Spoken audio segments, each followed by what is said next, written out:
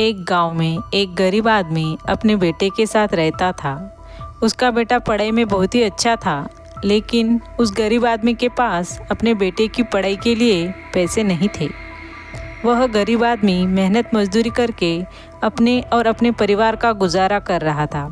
बेटा थोड़ा बड़ा होने लगा तो वह भी अपने पापा को मदद करने लगा। अपने पापा को मदद करते करते वह पढ़ाई भी कर रहा था।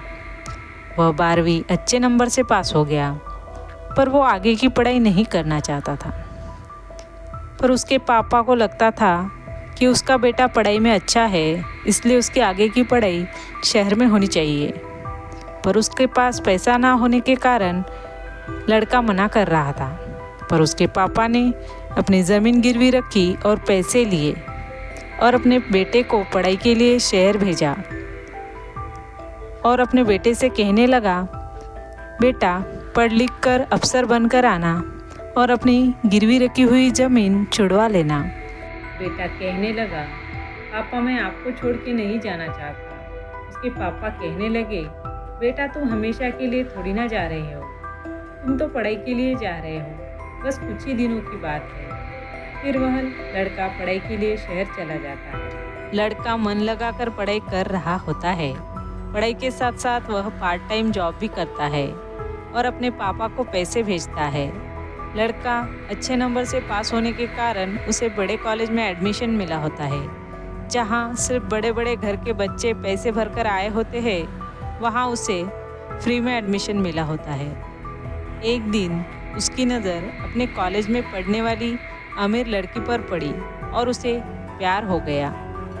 एक दिन उसने अपने दिल की बात उस लड़की को बताने का फैसला किया और वह उस लड़की के पास गया।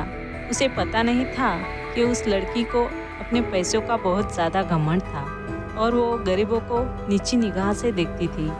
उसने जब उस लड़की को अपने दिल की बात कही, तब वह लड़की उसे नीचा दिखाते हुए बोली, मेरी एक मेकअप किट खरीदने की तुम्हारी औकात नहीं है और चले हो प्यार करने। मैं तुम जैसे फटीचर से प्यार नहीं कर सकती, अपनी औकात में रहो तुम। लड़के को बहुत बुरा लगा, वह चुपचाप वहाँ से चला गया। कॉलेज ख़त्म हो गया, तब अपनी अपनी ज़िंदगी में आगे बढ़ गए। 12 साल बाद अचानक एक रेस्टोरेंट में उस लड़की की मुलाकात लड़के से हुई और उसे कॉलेज की बात याद आ गई। वह फिर से उस लड़के को नीचा दिखाते हुए बोली, अरे तुम तो वही हो ना जिसने कॉलेज में मुझे प्रपोज किया था। क्या कर रहे हो आजकल? है जो भी कर रहे हो, मैं तुम्हें बता दूं, मेरी शादी हो चुकी और मेरे हस्बैंड एक बहुत बड़ी कंपनी में मैनेजर है। महीने के 8 लाख कमाते हैं। वैसे तुम्हारी सैलरी कितनी है? 15,000 भी कमाते हो या नहीं? क्या तुम इस रेस्टोरेंट में काम करते हो?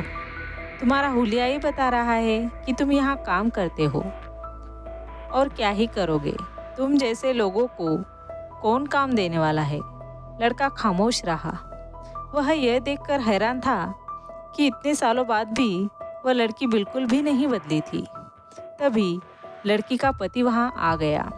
लड़की अपने पति के हाथों में हाथ डालकर घमंड से बोली, ये मेरे हस्बैंड है जिनके बारे में मैं तुम्हें बता रही थी। फिर वह अपने पति से बोली, डियर ये है। उसका पति उसे बीच में टोक कर बोला, मैं इन्हें अच्छी तरह से जानता हूँ। मैं जिस ऑफिस में काम करता हूँ, ये उस ऑफिस के मालिक है। इनके कई बिजनेस है, होटल्स है, ये रेस्टोरेंट भी इन्हीं का है। सर बहुत अच्छे हैं। सर को अपने पैसों का ज़रा भी घमंड नहीं है। गरीबों की हमेशा मदद करते हैं। लड़की का मुंह खुला का खुला रह गया। वैसे तुम कैसे जानती हो इन्हें? लड़की दबे हुए आवाज़ में बोली, हम एक ही कॉलेज में पढ़ते थे। अरे तब तो तुम उस घमंडी लड़की को भी जानती होगी जिसने सर की गरीबी का मजाक उड़ाते हुए उनका प्यार ठुकरा दिया था। सर ने उसी दिन ठान लिया था कि ज़िंदगी में एक बहुत बड़ा मकाम हासिल करना है।